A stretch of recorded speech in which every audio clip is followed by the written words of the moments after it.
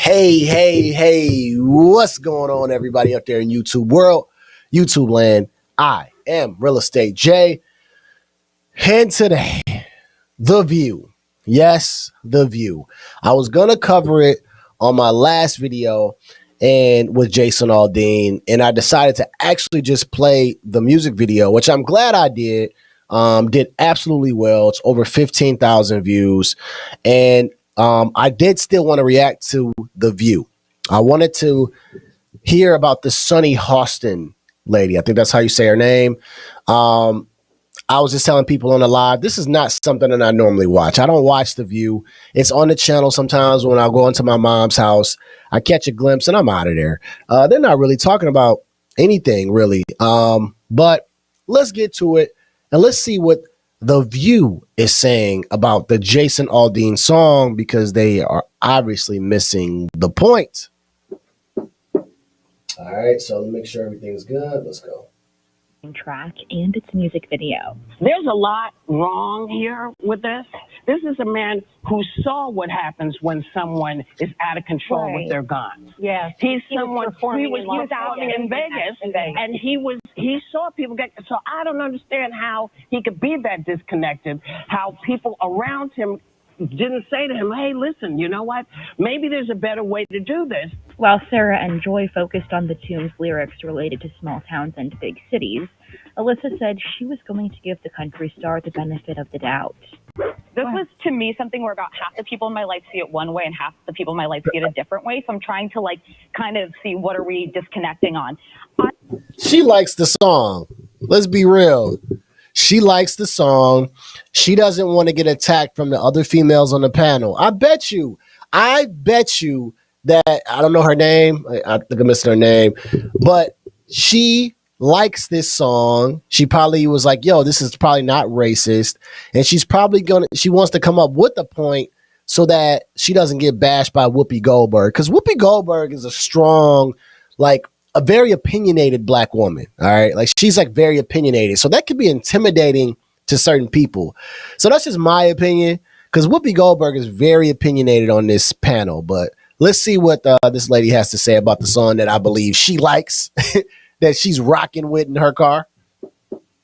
I'm going to give him the benefit of the doubt that his intent wasn't to, stoke division, glorify violence or racism. I'm going to give him that benefit of the doubt. I don't know. But I'll say this. There was a line.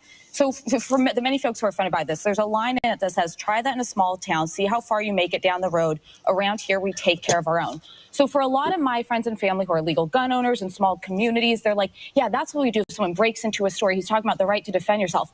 What I thought of when I read that was Ahmaud Arbery. I think of a black man in a small town in the South who literally just got shot for doing nothing wrong. So I think what becomes problematic is that there's a So that's the point that she wants to make, to stand on a common ground with this panel. And does she make a point? The Ahmaud Arbery point is maybe I'll give her a point for that. But it's very specific, right? Jason Aldean is talking about the people that were tearing up this country during that time. He wasn't talking about Ahmaud Arbery. He was saying, hey, if you guys want to loot and you guys want to spit in cops' faces and you guys want to, commit crimes, do that in a smaller town where they know who you are. They know how they're going to take care of you. It's not a racial tone that he's saying. Right. So she's speaking more of a specific situation about a person, but that's not what Jason Aldean is talking about. And I think that all of these ladies are missing the point. But let's see what else she has to say before we get to Sunny Hostin or whatever her name is. There's a lack of recognition of what this means to about 50% of the country whose experience isn't Jason Aldean's. But Sunny didn't agree. I'm actually not going to give him the benefit of the doubt. And I'm pleased that you are. And well, I'm pleased that you do are. Agree that he should be allowed to say whatever he wants. Because as a lawyer, when I put my legal hat on, I don't believe in censorship. Right. However, this man is from Macon, Georgia. My father's from Augusta, Georgia, and Macon, Georgia. I spent many summers there. Yeah, both. I spent many summers there. It is one of the most racist places in this country. So don't tell me. All right. So we got to get to it, right? And when she said this, I had to look it up, and I was like, well, let me just give her the benefit of the doubt, like they're saying on this panel. I said, well, what's the population of Macon, Georgia, and Augusta, Georgia? So let's take a look at it. I think I got it up right here. Let's go to Macon, Georgia. Let's share this tab real quick, right? Let me share this tab. So what this says, Macon, Georgia, 54% of the population is black, and then there's 38% that are white. So that's mostly black, right? And I believe this was 150,000 people that were in this Macon, Georgia.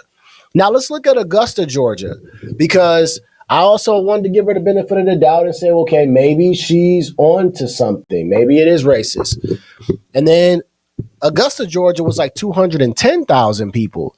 57% were black, 35% were white, and then it says two or more races, so mixed races make up 3% of it. So majority of these places that she just named were black.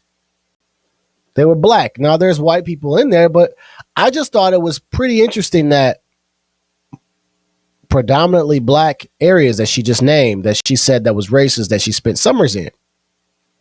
All right, let's continue. Let's continue. Let's get back to what she's saying. That he knew nothing about what that imagery meant and what he. So I don't give him the benefit. But I'm saying, along with him, more people should also be. The other held thing accountable. is, Try That in a Small Town's lyrics include, quote, And also, it's been brought to my attention that a few people have been in front of that building, right? The mayor, somebody just brought it to my attention. The mayor of Tennessee, right? Somebody took a picture in front of there. I think I said Miley Cyrus had did something in front of that same building that he's standing in front of, that he's singing about. So my thing is everyone racist that takes a picture or does something in front of that that building that they say was, pro lynching? Is everybody racist that takes a picture in front of there? So, this is the problem that I have, is that, again, people want to only pick specific things that fit their narrative. And if it fits their narrative, they use it as saying, see, this is why this person is racist. And I mean, I just can't get down with that. You know what I'm saying? Like I said, I've seen racist things. I've heard racist things, and they are very, very blatant. That is cut and dry. Like, this song does not give me racist vibes. It doesn't give me racism at all. The man is showing you people that are tearing up the city, the rioters, right? The people, and I call them protesters because they're still doing some form of protesting, even though people keep saying they're rioters, it's Antifa. They still were protesting, even though it wasn't a peaceful protest, right? There's always a difference. There's a peaceful protest and there's violent and outrageous protest, right? He was showing people that were committing crimes and doing crazy things. So my thing is, Whoopi Goldberg and Sonny Hostin, when y'all see this, are you okay with that? Are you okay with that? People doing those things and committing those crimes? Is that something that you're comfortable with? Because when I see that video, I'm like, yo, no, nobody needs to be doing this. Doesn't matter what color they are, right? It's just ridiculous. And he shows all people doing crazy stuff in that video. Let's get to the rest of it.